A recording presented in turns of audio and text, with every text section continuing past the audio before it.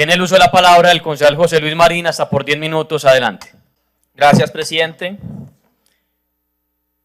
Primero, anotar o pedir disculpas que llegué un tanto tarde, había avisado en el chat del consejo que tenía un compromiso previo, pero la comunidad no tenía por qué saberlo, entonces para enunciarles que por eso mi llegada tarde, disculparme con ustedes. Hay una película que está en Netflix, invitados todos a verla, que se llama Time Trap, la trampa del tiempo. Time Trap tiene como base el hecho de que unos campistas están ahí en la montaña tal y caen como a una cueva. En esa cueva el tiempo pasa de manera distinta. En esa cueva el sol arriba se ve que pasa el tiempo y ahí están lento. Por tanto, aquí se demora mucho más tiempo la gente en avanzar, se demora mucho más tiempo en mover un brazo mientras el mundo exterior avanza. Estamos en la cueva. Este consejo hoy es la cueva. Porque Medellín tiene la marcha de la diversidad sexual y de género, una de las más grandes de Colombia y referente latinoamericano. Pero acá estamos diciendo, debatiendo si las personas trans o sexodiversas son enfermas.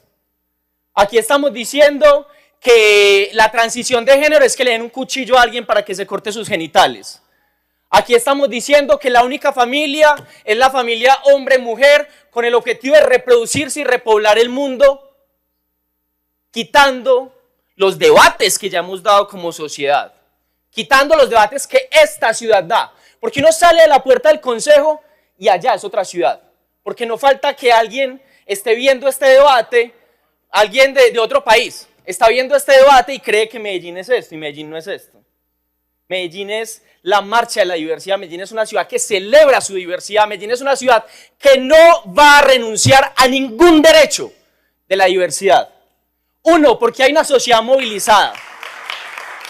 Y dos, porque hay un principio de no regresividad en los derechos.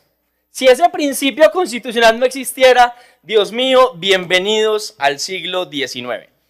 Hay que trabajar con las familias, pero hay que trabajar con todas las familias. Y entendemos hoy, social y jurídicamente, que la familia también es diversa. Porque si nos basáramos en la realidad o en el enunciado de que la única familia posible, hombre, mujer, muchos hijos, pues dígame quién aquí creció en ese tipo de familia nuclear. Muy pocos. Hay un chiste que se dice que la familia en Medellín es la mamá, la abuela y el tío marihuanero. En Medellín hay muchas formas de ser familia. Y todas esas formas de ser familia tienen validez y protección constitucional. Lo primero que tenemos que hacer es dejar de ver la diversidad y la diversidad de género y sexual como un problema a resolver. No es un problema a resolver. Es una realidad que el Estado tiene que proteger y que el Estado tiene que garantizar en derechos. Tenemos que dejar de denunciar problemas de salud mental asociados per se a personas sexodiversas. No es cierto que las personas diversas sexualmente y de género estén enfermas mentalmente. No es cierto, está demostrado que no es cierto. Pero si llevamos el análisis a otras cuestiones, como que cuando las personas enuncian su identidad sexual de género en sus familias son expulsadas, o como que no reciben contratos laborales, o como que se les niega lugares de socialización asociados a la academia y por tanto no acceden a lugares de la academia, de pronto vamos encontrando razones de por qué en una sociedad desigual, excluyente, nos deprimimos. Pero no es per se asociado a la diversidad sexual y de género. Insisto, ese debate ya se dio socialmente. Socialmente, si uno mira la historia, se consideraba primero que eran enfermos, luego se consideraba que eran delincuentes, luego se considera que son seres humanos absolutamente cotidianos, para no utilizar la palabra normal, que es una palabra que se utiliza para agredir, absolutamente cotidianos, como todos y todas.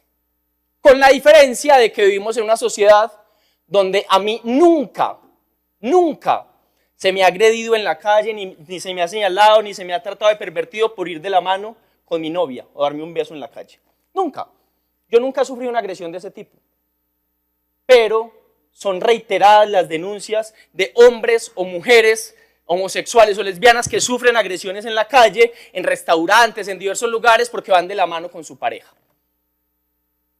Entonces no se trata únicamente de solidarizarnos, no se trata únicamente de reconocer derechos escritos en un papel, se trata del ejercicio de acciones afirmativas para superar condiciones de desigualdad que no están justificadas de ninguna manera hoy, a la luz de la Constitución de 1991. Tampoco podemos pretender asimilar la diversidad sexual y de género con agresiones sexuales en los hogares a niños, niñas y adolescentes. Ojo con eso. El informe de la Mesa contra la EXNA dice que los principales agresores son hombres heterosexuales que están en las familias con los niños. No personas sexodiversas. No personas sexodiversas. Así que no es aceptable la equiparación de decir que defendemos los niños y por tanto limitamos la libertad sexual. No es aceptable. No es aceptable. Porque entonces lo que tendríamos que limitar es la heterosexualidad en los hogares.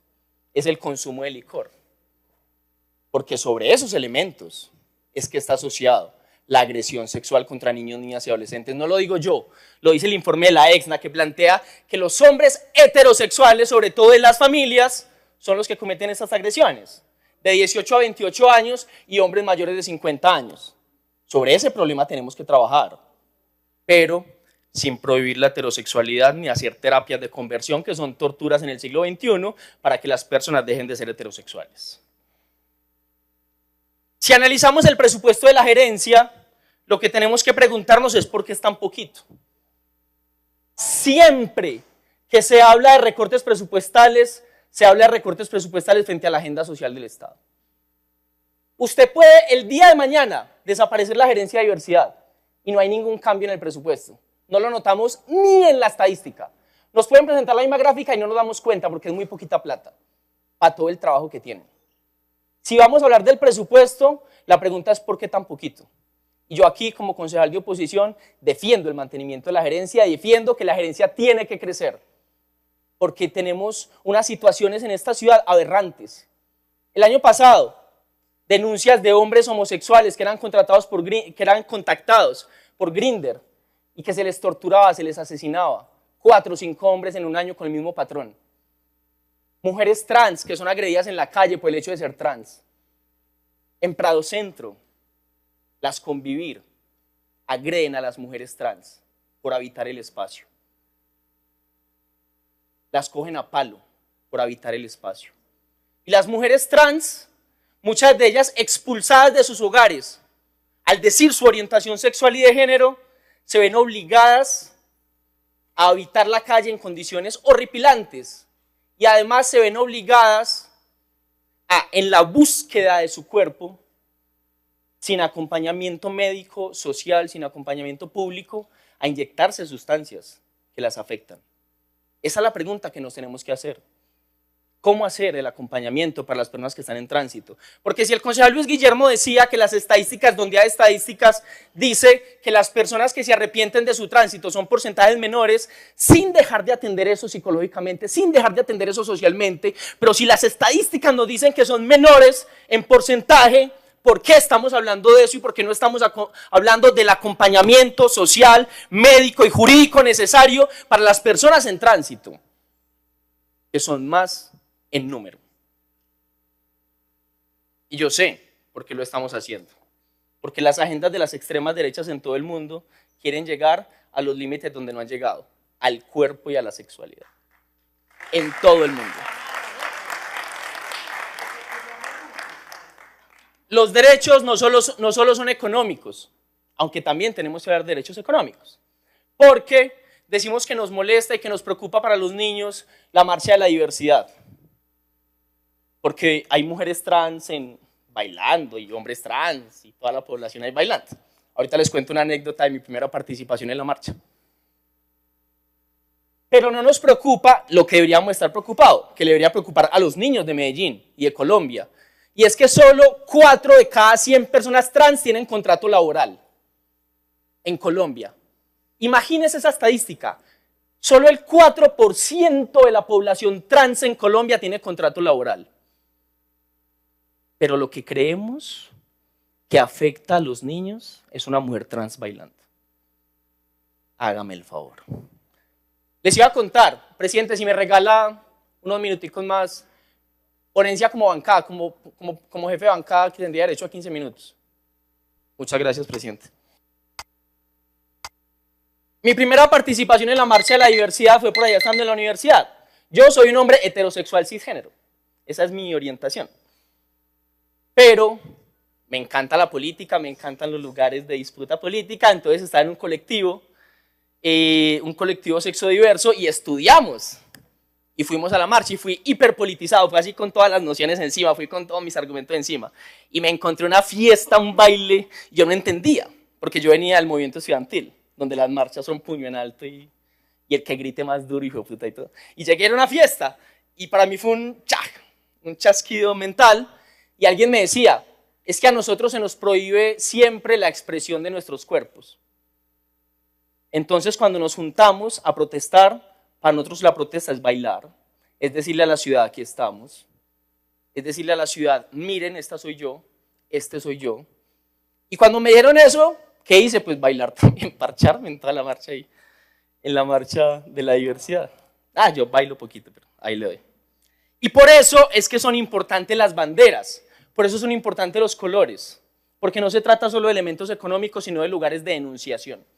Se trata de que entendamos como sociedad que no es una enfermedad, que no es un delito, que no es un pecado. Y para eso sí hay que gritarlo, sí hay que decirlo en público, sí hay que colocar la bandera de la diversidad junto a la bandera de Antioquia, aunque a la Godarre en este país le incomode, sí hay que hacerlo. Y que la bajan a navajazos, pues se coloca otra vez.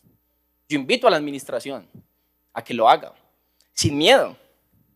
Sin miedo en una reafirmación de que esta ciudad es maravillosamente diversa. Pero no podemos ser solo maravillosamente diversos cuando salimos a la movilización y nos damos cuenta que es un montón de gente. Tiene que ser en todo momento para que sea la normalidad.